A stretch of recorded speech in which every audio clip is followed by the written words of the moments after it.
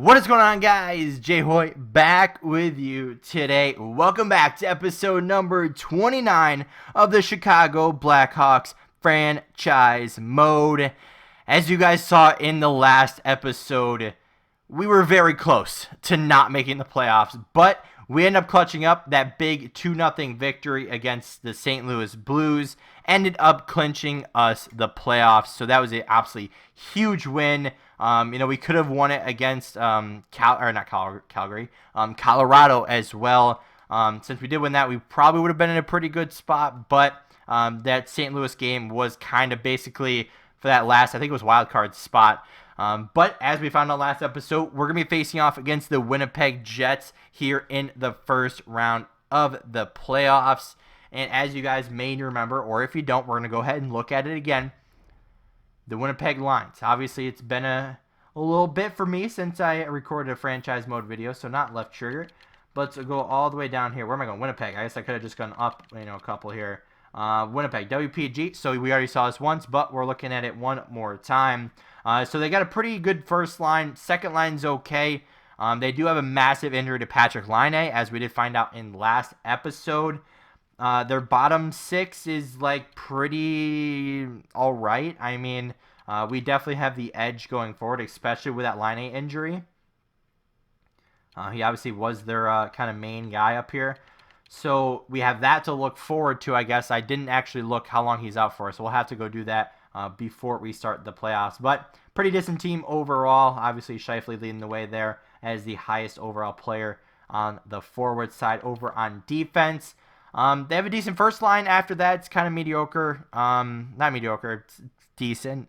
Obviously, we're not really that much better, but we do have, obviously, Boquist and, a couple of 83s and an 84, I think. Plus, our third line's a little bit weaker. We have some high 70s overall, whereas these guys don't. So, obviously, they have 50 wins for a reason, so we can't take anything here lightly. And then we got Hellebuyck in net. So, Laine is injured along with Luke Green. I don't really know where Luke Green fit in their lineup, but obviously Patrick Laine being their best overall player, obviously he's going to be something. So let's go see and see if we can see where Winnipeg's Patrick Laine is going to be. So, injuries. So he's not okay. He is not ever coming back, it seems like. So he's out for basically the playoffs, so that's going to hurt them. So they're already playing a disadvantage, plus he's gone for the entirety of the playoffs. So just a reminder of our team here. Obviously, we got Koivu, Strome, and Kane on our top line. Although, yes, overalls are a big thing here. Kane was performing better, as you guys remember. Second line, though, DeBrincat, Duchesne, and Solani.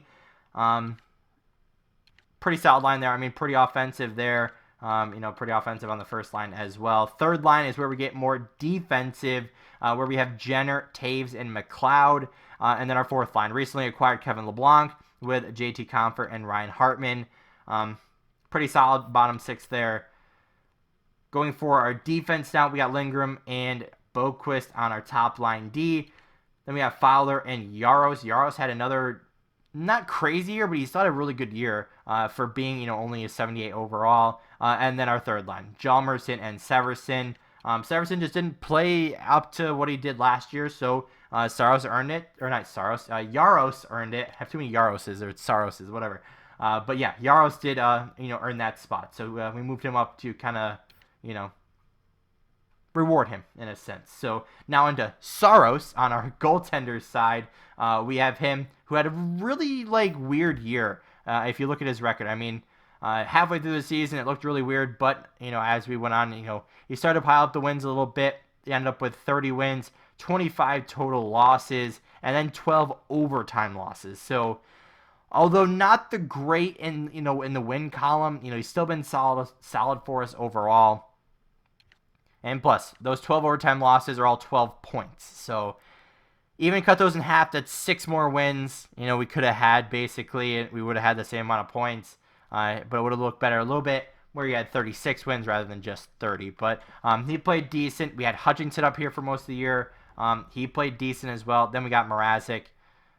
So just added depth for the playoffs. But all the lines are set. Injuries are still on. Rotations are off. And let's get right into it. The first round of the Stanley Cup playoffs is upon us. Let me change the song so I can actually hear.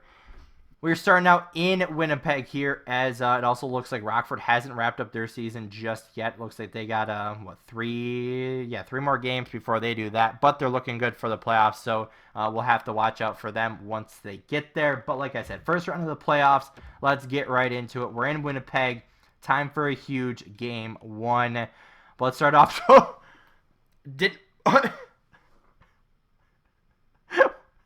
What? I didn't even have to say anything.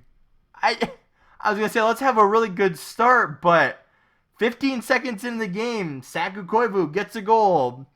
17 seconds later, Kane gets a goal. And then about 2 minutes later, Strome gets a goal, putting us ahead 3-1 in the first period. I didn't even get the chance to be like, first period? Not even get to do that. Our team just kind of took off. So that's that first line for you right there with Koivu, Strome, and Kane. I mean, geez. All right, well, let's keep it going. When Taves gets a goal, and then Solani gets a goal.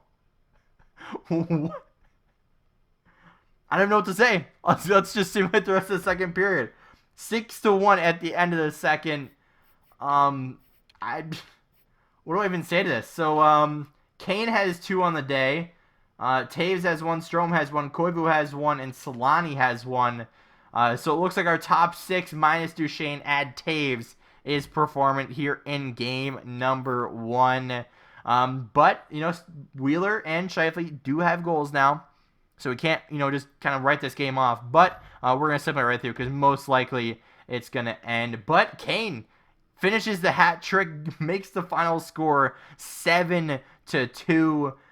If he's not the first star, I mean, he's not. Wow. Okay, Strome, big game as him, as well. 5-point night.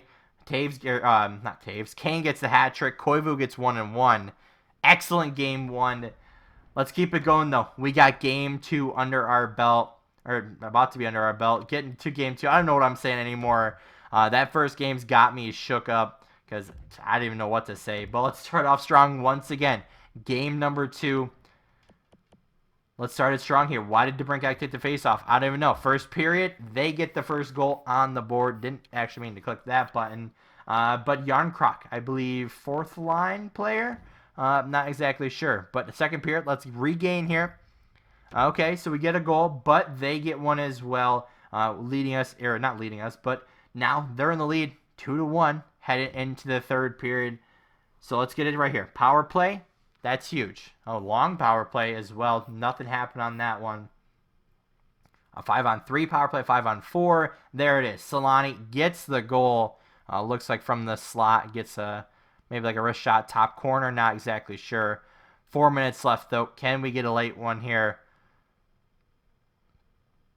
Doesn't look like it. Looks like we're heading to overtime. Let's keep it going, though. 41 shots, by the way, for us in this game. So we're letting the puck loose right here. Power play for Winnipeg. Doesn't end up coming up with anything. And looks like they take it. So Teravainen gets one past Saros in OT.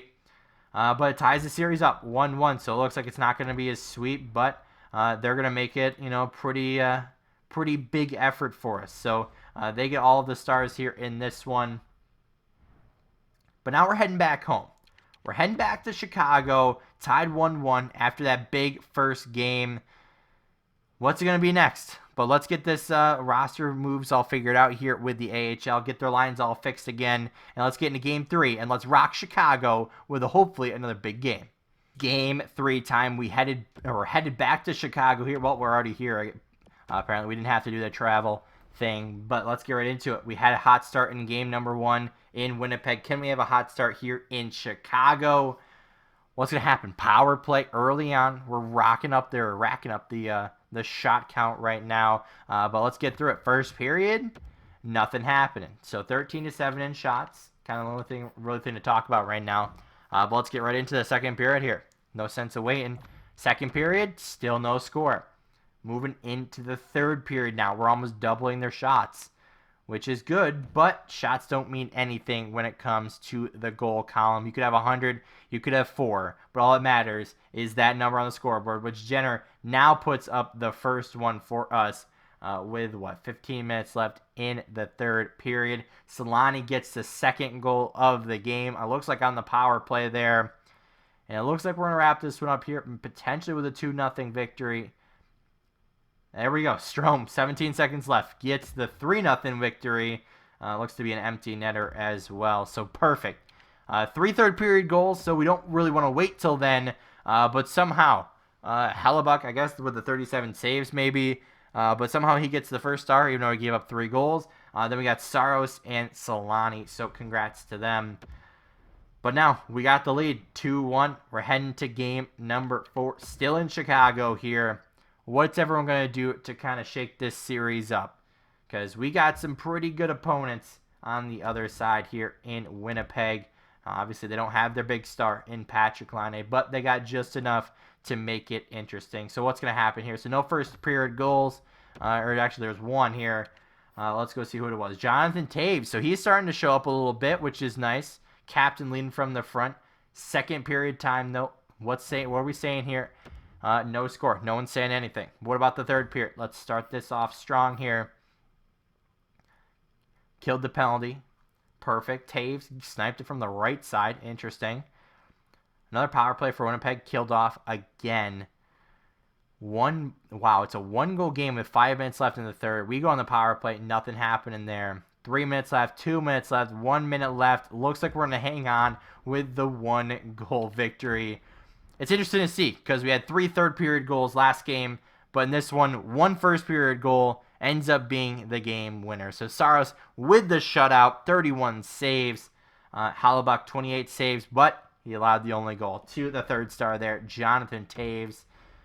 But perfect. That puts us in a great position going forward. Obviously up now 3-1, heading into Winnipeg once again with their backs against the wall. What are they going to do? Are they going to step up, or we're going to close it out? That's obviously the most preferred option here. Just saying. But let's close it out here. Lowry and Toews take the opening face-offs here. But let's start it out strong here. First period, no score. What are we saying? Lots of shots. Not lots, but, a bunch of shots, a bunch of hits. Let's keep it going, though. What's the second period going to bring us here?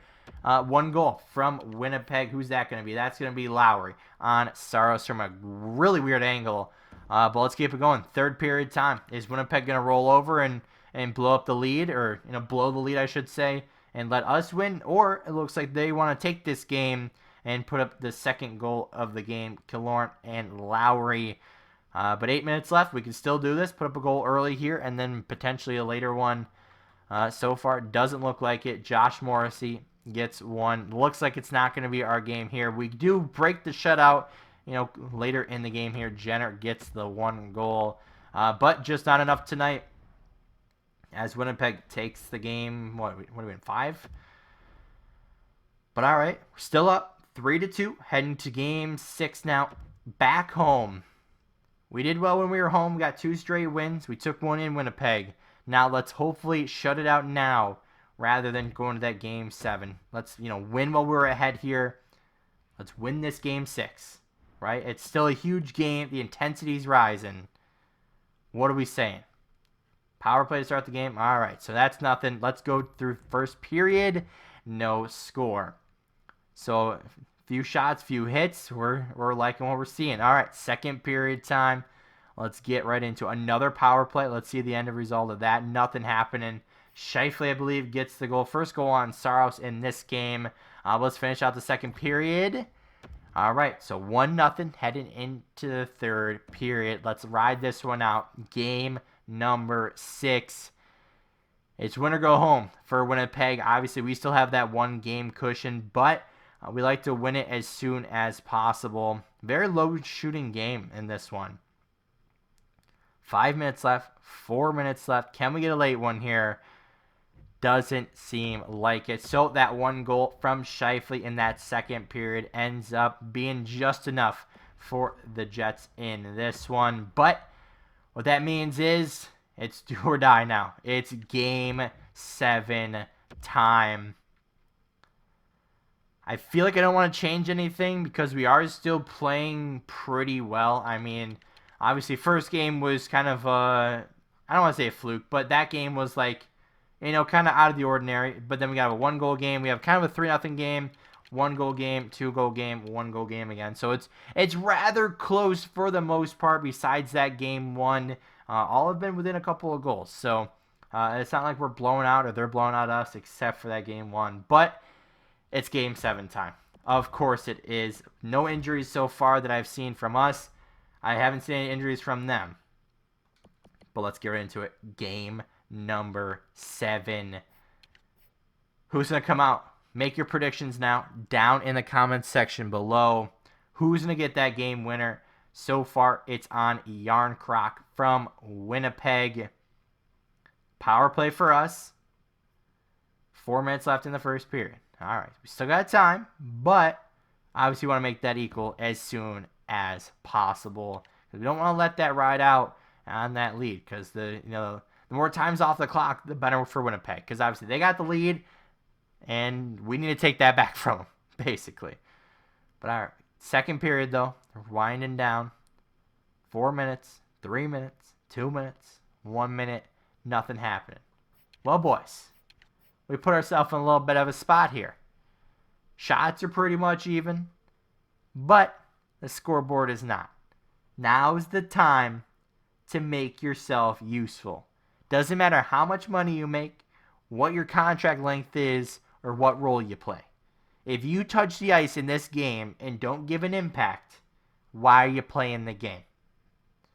But in order to make an impact, we got to start the simulation. So who's going to be the guy that steps up for Chicago? Honestly, I'm looking at our big guns. Solani, Koivu, Kane, DeBrincat. Any of those guys. Maybe our centers. And it looks like nothing's happening so far. But 5 minutes left. Come on, not another first round exit here. Late. They get the... Oh, that's annoying. But game 7, once again, we are out in the first round. So I feel like all of our success in the playoffs is once we have that really, really good team, we can kind of stick with that. But until we get to that point where we're consistently at that like 50 win mark, I feel like we're not going to go far in the playoffs. Because every year it seems like we just can't get to that point, right? Like this year was kind of, we just kind of made it into the playoffs. But it sucks, but let's watch out the AHL team here in Rockford. It looks like they won their first series 3-0. But let's continue the simulation, watch out Rockford, and talk about the plan for next year. Let's keep it going, though. Obviously, we said, a difficult first round for us. Winnipeg, obviously a tough team. They were missing their, star player, but didn't seem to matter for them as they end up taking the series in that game 7. But let's talk about our plan for next year. And it looks like Rockford got eliminated, but let's talk about the plan for next year, though. So, obviously, we still have our big guns. And as far as Koivu, we got Strome, Kane. It really kind of looks like Kane is declining at that point where it looks like he's going to retire. But, obviously, we can't take that too seriously because I've had players that drop an overall and still stick around for a while. So I'm not really taking that too seriously. However, they are old. They're still making a ton of money, and they did decline a lot this year. So that's something to watch going forward here into the end of the year here as we continue on and look towards those retirements. But we don't have a first-round pick this year. I don't remember what team it's going to, but we don't have it. So the lottery doesn't really matter for us as we look for that second-round, picks, I guess I'll call it. But yeah, retired players. Let's take a look here and see what happens. So let's go down here. Let's go to Chicago first, and then we'll evaluate everyone else. So Jalmerson, no real surprise there. I mean, he is 37. Not really that great of overall anymore. But that opens up a spot, obviously, on our team. So either the young guys or maybe we're going to bring in an older guy. We can always see what's going to happen next year. But yeah, I mean, just not a fun year this year. Obviously, a first round exit is always no fun. But let's take a quick recap of the playoffs here. We'll take a look at the bracket and all of that fun stuff. So let's take a look at the bracket first and see what happened here. So looks like who won it? Nashville. So congratulations to them. I believe Stockton won down the AHL. We'll see that in a second. But congratulations to Nashville as they moved on. They went to Game 7 against Winnipeg, which we did too as well. But interesting. So they went Game 7 3 rounds in a row. Interesting. So obviously we lost in the first round there. Arizona beat Edmonton, and then Vancouver beat Dallas. In that second round, Nashville beat Winnipeg. Vancouver beat Arizona. Then Nashville beat Vancouver to lead Nashville on to the finals. Over on the East, we got the Devils winning, Philadelphia winning, Florida winning, and Buffalo winning. No real surprise about Buffalo until they get to the Eastern Conference Finals there, where they end up losing against Philadelphia.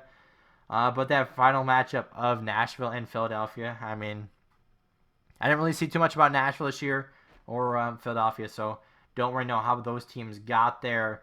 But as far as Rockford goes, I mean, they 3-0 their first round opponent in San Antonio, and then they lose to Texas in the second round. But Texas ended up making it on to the next round as well. So interesting to see there. Obviously Stockton there as well. Went to technically game 7, every single one there. Obviously the first round is game 5 for whatever reason. But yeah, 3-2, 4-3, 4-3. And then in the finals there, they faced off against Springfield and had that 4-1 victory. Congratulations to both the winners this year. But let's take a quick look at the player stats, see who kind of performed, who didn't perform, and kind of see where our team went wrong here. So as far as I can see, pretty straightforward. Obviously, we have Strome, Kane, Solani, Koivu up here. Jenner, once again, in our top kind of scorers conversation. Taves actually had a pretty good playoffs for being that third-line center. DeBrincat, a little bit underperforming along with Duchesne. Don't really know how to get that line going, but these bottom 3, our fourth line, didn't get any points. But that's not really why they're paid to do that. So as far as defense goes, I mean, pretty straightforward. I mean, for losing in Game 7, kind of fine. Okay, so even when we lost, like, we were doing well. So only 10 goals allowed through 7 games. I mean, 3-3, overtime loss in there, 2 shutouts. I mean, he played pretty well. I mean, Mrazzi played well as well. I don't know, just couldn't get it done this year as far as that first round goes. But like I said, heading towards next year, we're going to keep most of the band together. As far as like Kane and Taves go, I might try to look for a trade for Taves. Just to try to get that contract off the roster and see if I can get another defenseman to fill in there. Because, I mean, can I look at our team right now? Yeah, we can. Okay, so we'll take a minute or two here and look at our team. So this is not our trade block. I don't know why those are on there. But you look at, like, we'll just go through it, right? So our centers, we have 3 pretty darn good centers. Obviously, Taves has declined, over the past couple of years. So he's probably on his way out, I would, probably imagine. So, obviously, I don't really want to pay $6 million for a fourth-line center. So, probably going to try to move that. Honestly, I hate to say it, but whatever we're doing now is not working. So, we need a little bit of a change up here. Looks like Duchesne has declined a little bit as well. Might go to free agency with him and see if there's someone a little bit better so we can have that, better of a 1-2 punch there. McLeod I'd like to bring back if we can bring him back at a decent contract. Left wings I was pretty happy with this year. Obviously we have Koivu. LeBlanc we have for another couple of years, so we can kind of see where he fits in. Jenner, I'm super happy with him. I mean, I believe we signed him to an extension as well. So we'll have him still. Poulin trying to make that jump there. Going to try him out next year in the preseason. But then our right wings. Obviously, we got Solani and Kane. Kane maybe going to try to look for, move for him. Potentially try to move Kane into DeBrincat. Maybe get another, top line guy that could play a second fiddle to Solani there, or just trade one of them. Not exactly sure just yet. But, we kind of have some guys that are, like, halted in their progress, which is DeBrincat and who was it? Poulon. So it all depends on what we can find in free agency and through the trade market, but we'll obviously see that when it gets there. Defense, I'm pretty decently happy with right now. Obviously, I want that 90 overall player, but right now we don't have that. So might be something I'm looking for in free agency. Obviously, we got the young guns in like Zitkov and Zancarno, and a couple of the guys that are going to look to make the jump next year. But defense looks fine right now. Obviously, we have Saros in the net. Along with a slew of backup goalies that could be something. Obviously, we're going to make a decision on Mrazek and Hutchinson. One of those guys will be gone. One of those will be back next year, probably. And then Gravel, potential bring him back. But Macmillan, I mean, you just played absolutely incredible this year. I mean, you can't get over that. I mean, 15, 3, and 4, 4 shutouts, 1.9. Like, those are just some crazy numbers for being your rookie year. So I'm probably going to try to do something with Gravel. Not exactly sure what just yet, but obviously we have Jackson here that wants to make an impact as well. So probably not going to re-sign Gravel just due to because we want to get these two guys playing. And, 24 years old, 76 overall, probably not going to grow that much more. And if he does, he's not going to grow into that starter role. So might as well try to get the guys that are at that potential that, will be, potential to make that jump eventually. So we got some decisions ahead, obviously, on guys like Kane and Taves and some of the older guys, I should say. But for now, we're going to keep them together unless we find, a better option going forward. But anyway, guys, I'm going to wrap this one up here. Unfortunate results here in the first round of the playoffs. But there's always next year, so we're going to rebuild here and see what happens next year. But if you guys did enjoy, hit the like button down below. If you haven't already, hit the subscribe button. And as always, guys, see you next time.